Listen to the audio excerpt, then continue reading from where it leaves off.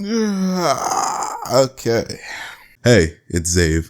Duet Night Abyss has been out for about a week now, and it's been my main game. I already dropped a first impression style video, so take a gander at that if you want my general thoughts, since most of how I feel remains the same. With that being said, this is going to be more of a look into the long term. How does the grind feel? What is Endgame like? How is it to farm weapons and characters? When are we getting a Hellfire swimsuit skin? Things that we all collectively want to know. Let's start with talking about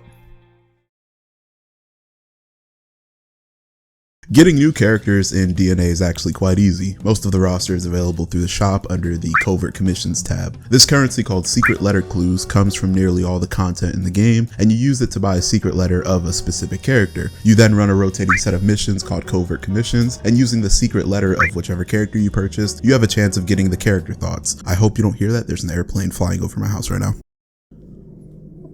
I'm gonna just keep going and pray you don't hear that. Once you get 30 character thoughts of that character, you can unlock them. So essentially, you buy an item from the shop, run a mission using the item, and that gives you a chance to get the correlating character as a reward from the mission. Repeat that until you've obtained your desired character. A couple characters drop from the Nocturnal Echoes as well, which is just a weekly boss. So instead of buying them from a shop, you have to grind a boss multiple times a week to get them. Finally, the latest character will be in the Immersive Theater, which is like the endgame mode. So far, that's some of the most difficult content, so make sure you're prepared if you want to get them. As new characters are released, old ones will be moved to other game modes or the shop. For example, Psyche is the current character in the Immersive Theater. The next character will be coming out in a few weeks. Her name is Fina. Once Fina releases, Psyche will be moved from the Immersive Theater to the weekly boss, and Fina will be the one in the Immersive Theater. Once the next character comes out after Fina, Fina will be moved to the weekly boss, Psyche will be moved to the shop, and the new character will be in the Immersive Theater, and so on. When it comes to actually farming characters, I honestly think that you can get at least one character per play session. Getting secret letter clues isn't hard, and it never took more than an hour or two to get a character from scratch, and I've grinded every single character in the shop. Weapons are another story though. See, weapons aren't that different from characters. You can go to the shop and find most of the characters in the game there. You buy the secret letter for whichever character you want, run the Covert Commission, and you have a chance of getting the blueprint. You only need one copy of the blueprint, unlike characters where you need 30, but that doesn't make the grind easier. See, you may only need one blueprint, but you actually need to craft the weapon using materials, and these materials are not easy to come by. Once you finally get the materials, you then need to actually set the weapon to craft, which takes about 3 hours. Honestly, as someone who comes from Warframe, where weapons in Warframes can take anywhere from 12 to 72 hours, I don't mind a 3-hour wait. So, characters are easy to grind, but weapons are a bit more time consuming due to the material grind and the 3-hour crafting period. With that being said, I think both systems are honestly in a pretty good state. Weapon materials can certainly be a pain to grind, but I think if they just provide us a bit more commission manuals from other in-game activities, it'll make weapon farming a lot more bearable. By the way, a commission manual is just an item that boosts rewards for missions. Character and weapon acquisition get a pass for me, but next up is,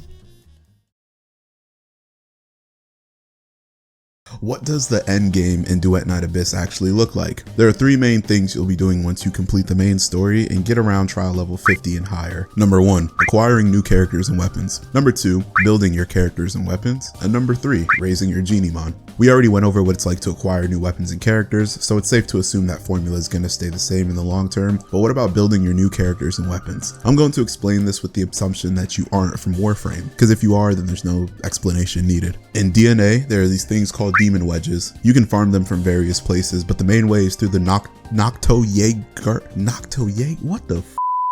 The main way through the Nocto Jaeger manual.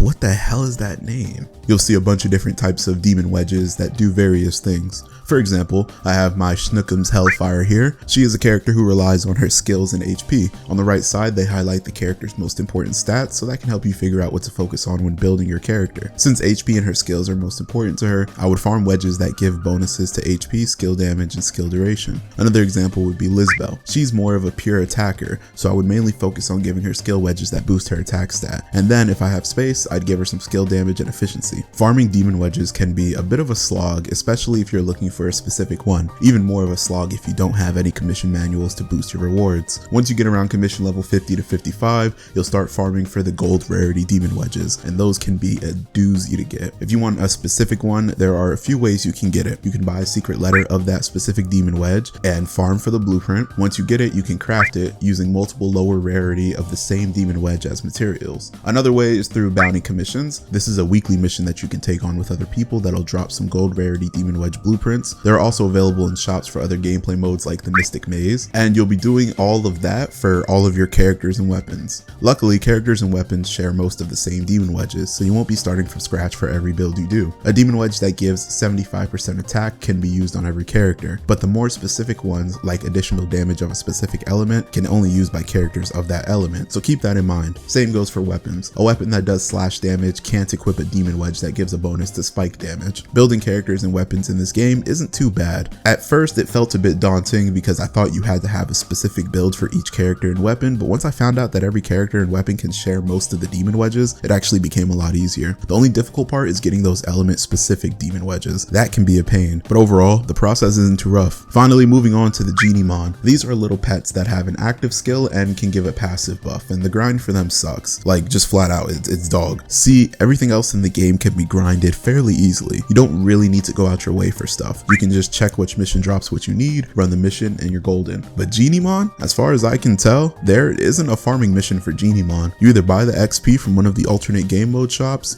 or go fishing and feed it other Geniemon. But Geniemon are only found out in the world or randomly on missions, so collecting them takes a bit of effort. Essentially, the Geniemon grind forces you to go out of your way, and in my experience, it isn't even worth it. I've played all the content in the game, and not once have I thought, man, I should have leveled my Geniemon, it would have made a huge difference here. I'm not saying they're totally worthless, I just feel that they're at the bottom of the priority list. Level your character, weapon, skills, and demon wedges, and then you can start working on your Geniemon. So what's the end game loop? Essentially, you'll farm for new characters, farm for whatever weapon they may need, level them up and their skills, and then see if you have the demon wedges needed to build them. If not, you'll farm those until you do, and then you can take a look and see what Geniemon best complements them and go about farming that. Once you have all that put together, well, you're done. This game doesn't really have a super hard endgame mode like Temporal Archimedia from Warframe or Savage Raids from Final Fantasy XIV. Once you have your character, weapons, and Geniemon built, you kind of just win the game until the next story content comes out or a new character slash weapon comes out. That can be a good or bad thing depending on what type of player you are. For me personally, I really hope they add some sort of co-op endgame mode. The closest thing we have to that would be max level bounty commissions and maybe the highest level of the tower or immersive theater, sorry, but I need something a bit more interactive. Temporal Archimedia in Warframe is a good way to go about a difficult endgame mode. Every week you get a random set of warframes and weapons and have to choose from them. You choose multiple negative and positive multipliers that vastly change how the game operates. You and 3 other players then have to take on a string of difficult missions, but the rewards are extremely rare and worth it. I can see Duet Night Abyss doing something similar, a difficult endgame mode with co-op in mind that has various constantly changing factors to keep gameplay fresh, and exclusive rewards that can't be found anywhere else in game. All in all, the endgame is technically non-existent, you are just in a constant state of farming, but I think the devs understand that and are aware. Finally, let's talk about the biggest thing.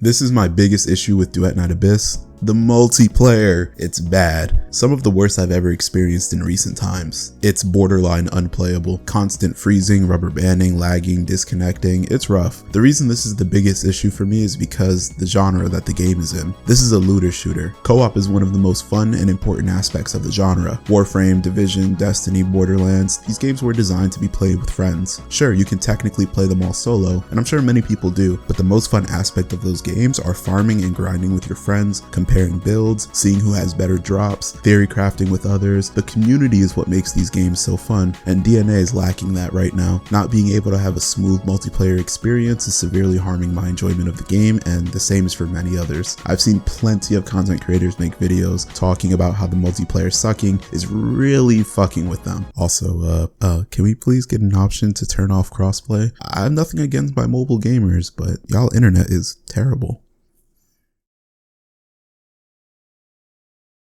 So, what's my final verdict on the 1.0 launch of Duet Night Abyss? A lot of issues, some that are game breaking and experience ruining, but at its core, I think there's a really good game here. As someone who's experienced in both looter shooters and gacha games, I've been through the global launch and end of service of many games. There have been good games that were mismanaged and died because of it, and games that couldn't have died sooner. When I play Duet Night Abyss, I don't see a cash grab. The game doesn't feel like a scam. I truly believe that these devs care about this game and want it to succeed. The amount of effort they put into the game speaks for itself. All of the marketing, the character trailers, having the voice actors do introduction videos for the launch, removing the gacha, addressing player issues and concerns already. These aren't the actions of a studio who doesn't care. Duet Night Abyss gets my seal of approval. I really hope they don't fuck this up. I'm dipping out. Let me know how you're liking the game and have yourself a damn good one.